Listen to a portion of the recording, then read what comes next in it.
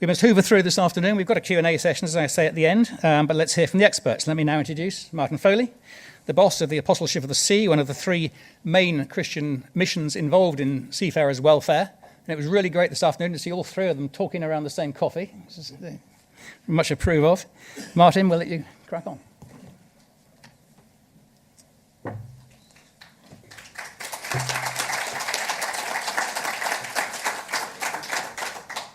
For decades, seafarers' welfare organisations like the Apostleship of the Sea have been on the front line, serving and supporting seafarers in a variety of different ways. As the maritime world has evolved, so too have seafarers' welfare organisations. And what perhaps distinguishes us from other players, stakeholders in the maritime sector, is that our sole focus has been and always will be the seafarer, not the ships, not the port infrastructure, but those seafarers on whom we depend for so much.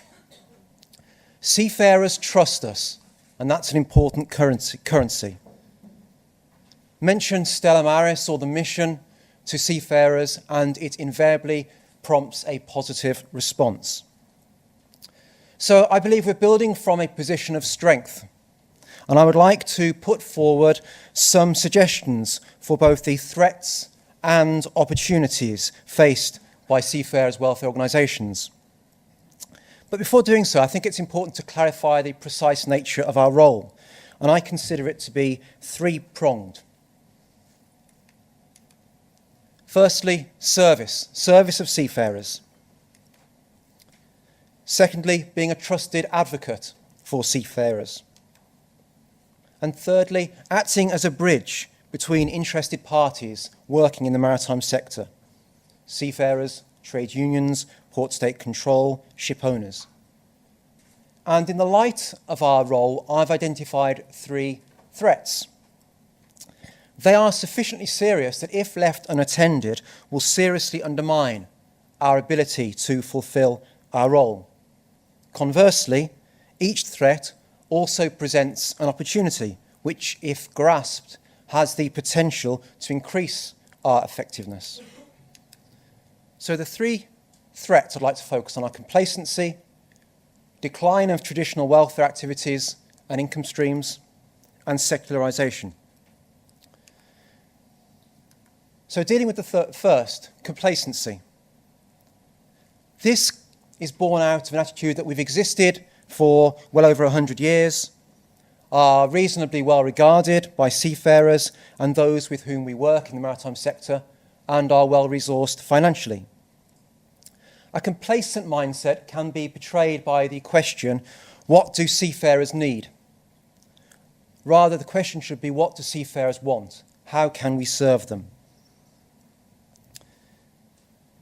Similarly, providing port-based welfare facilities and expecting seafarers to come to us is indicative of a we know best attitude. No, we must go to seafarers, meeting them on their ships, on their places of work. And so this requires chaplains and ship visitors with high levels of motivation and sense of purpose. It also means that we need to safeguard our independence. We are not the unions, we are not ship owners, we're not port state control. We are an independent, trusted advocate for seafarers. If we get too close to any other stakeholders, there's a danger that we can turn a blind eye to things when they go wrong, to egregious human rights abuses. The second threat that I'd like to touch upon is the decline of traditional activities. Perhaps for many in our sector, even within the welfare organisations themselves, seafarers' welfare provision can become quite functional, involving supply of phone cards, or the driving of the minibus, or the provision of refreshments in a seafarer centre, taking on board of news. These are all important, clearly, but being self-critical, perhaps they can become the focus of our work, the end, rather than a means to an end. To some extent, we can rely on these activities as crutches to help us break the ice with seafarers, to forge relationships, Again, there's nothing necessarily wrong with that. But as these traditional activities are in decline, seafarers no longer buying phone cards, they're, like all of us, using Wi-Fi wherever and whenever it's available. Fewer seafarers are visiting seafarers' centres. We are confronted with an important question. What are we here for? And unless we have a clear and compelling answer to that question, we will struggle to survive. And the final threat I'd like to touch upon is secularisation. As faith-based welfare providers, we draw our strength, our personnel, and indeed much of our financial support from fellow believers, from the churches to whom we belong. But as congregations dwindle in some parts of the country and some secular bodies look with ever-increasing suspicion on faith-based charities, how and from where will we recruit the next generation of chaplains and volunteers and supporters? Where will our funding come from? So those are three threats. I'm sure you can think of more. But now I'd like to turn these on their head to a certain extent and look at the opportunities that they present. There are high levels of need in the maritime sector. The decline of traditional activities enables us to focus on holistic welfare provision. And faith matters to seafarers. On that first opportunity, the fact that this conference is happening is evidence that there are many challenges to address in the arena of seafarers' welfare. Now is certainly not the time for complacency. Rather, seafarers' welfare organisations need clear vision, well-articulated strategy, careful recruitment of staff and volunteers, and the provision of quality, professional training and formation. We are only as good as the chaplains, ship visitors and volunteers out there in the port serving as ambassadors for us. And if we invest in our staff, in our chaplains, in training, all of that will equip us to respond effectively to the challenges in our sector, keeping our focus on what seafarers want and not presuming what we think they need.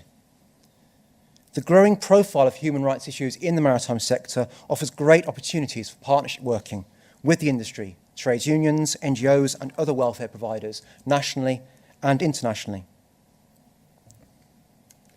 Secondly, the decline of some of the traditional activities enables us to focus on holistic welfare provision.